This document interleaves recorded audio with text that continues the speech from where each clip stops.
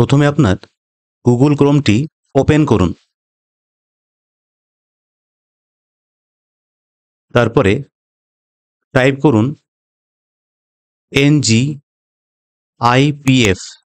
লিখে সার্চ করুন। তারপর আপনার সামনে সেকেন্ড যে অপশানটা দেখাচ্ছে এই অপশানে ক্লিক করুন।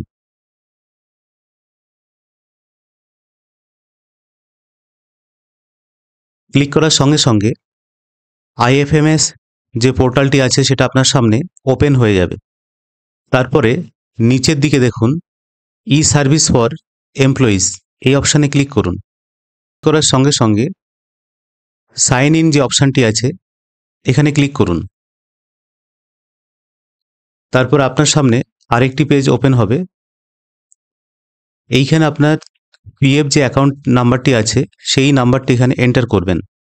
দিয়ে আপনার যে পাসওয়ার্ডটি আছে সেই পুরনো পাসওয়ার্ডটি এখানে এন্টার করবেন। তারপরে লগ ইন করবেন।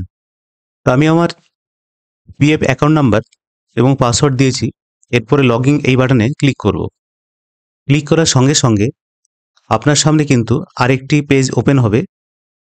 এইখানে দেখুন please change your password, your password has expired. তো যদি আপনাদের এরকম দেখায়, আপনি যখন আপনার পুরনো পাসওয়ার্ড দিয়ে ঢুকছেন, ঢোকার সঙ্গে সঙ্গে কিন্তু আপনার পাসওয়ার্ডটি এইভাবে এক্সপায়ার হয়ে গেছে এইভাবে দেখাবে। তো আপনি এখানে এন্টার এমপ্লয়ি নাম্বার অর্থাৎ এখানে PF অ্যাকাউন্ট নাম্বারটা এখানে এন্টার করবেন। তারপরে এন্টার মোবাইল নাম্বার, যেটা আপনার স্যালারি পোর্টাল বা আপনি PF রেজিস্টার করার সময় যে নাম্বারটি দিয়েছিলেন সেই ফোন নাম্বারটি এখানে এন্টার করবেন। তারপরে নিচে ক্যাপচা কোডটি দেবেন। তারপরে আপনার ফোনে একটি OTP যাবে। তো আমি আমার এখানে PF account number, register mobile number, captcha code বসালাম। এবার সেন্ড OTP এই বাটনে ক্লিক করব। ক্লিক করার সঙ্গে সঙ্গে দেখুন নিচে এন্টার OTP অর্থাৎ আপনার ফোনে যে OTPটা গেছে সেটা এখানে এন্টার করুন। তারপর আপনার OTP এন্টার করার পরে enter new password, enter new password অর্থাৎ সেম পাসওয়ার্ড আগে যেমন দিয়েছেন এখানেও সেম পাসওয়ার্ডটা দিতে হবে। তাহলে আমি এখানে আমার OTPটা এন্টার করছি। OTP দেওয়ার পরে এখানে পাসওয়ার্ডটি ক্রিয়েট করুন। প্রথমে ক্যাপিটাল লেটার, তারপরে প্রথমে 4টি ক্যাপিটাল লেটার দিতে পারেন।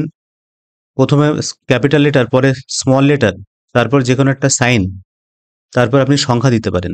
এইভাবে আপনার পাসওয়ার্ডটি করলে স্ট্রং পাসওয়ার্ড হবে। তো আমি আমার এখানে OTP এন্টার করেছি এবং পাসওয়ার্ডটি দিয়েছি, রিটাইপ পাসওয়ার্ড দিয়েছি।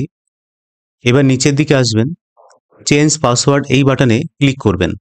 সব কিছু যথাযথভাবে দেওয়ার পরে এই চেঞ্জ পাসওয়ার্ড এই বাটনটিতে ক্লিক করবেন।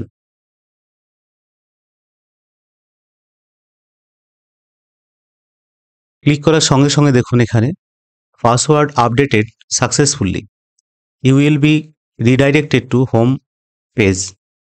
এবার ওকে করুন। ওকে করার সঙ্গে সঙ্গে দেখুন আপনাকে নতুন আপনার যে PF প্রোফাইল বা PF অ্যাকাউন্ট সেই অ্যাকাউন্টে কিন্তু এখানে নিয়ে চলে এসছে। তা আপনি এখানে PF স্টেটমেন্ট এইভাবে ক্লিক করে আপনার PF স্টেটমেন্টটা দেখতে পাবেন। এখানে 24-25 ফিনান্সিয়াল ইয়ার, আপনি যে ফিনান্সিয়াল ইয়ারে দেখতে চাইছেন সেটা সিলেক্ট করে জেনারেট এই বাটনে ক্লিক করলেই কিন্তু আপনার স্টেটমেন্টটা আপনি দেখতে পাবেন। তারপরে নিচের দিকে এই অপশানগুলো নতুন অ্যাড হয়েছে, এগুলো পরপর আপনারা আপডেট করতে পারবেন যখন যেমন নির্দেশ আসবে। তো এটা নিয়ে আমি অন্যদিন ভিডিও আপনাদের দেখাবো। তো এইভাবে আপনারা পাসওয়ার্ড যদি এক্সপায়ার হয়ে যায় সেক্ষেত্রে আপনারা নতুন পাসওয়ার্ড এইভাবে বানিয়ে নেবেন।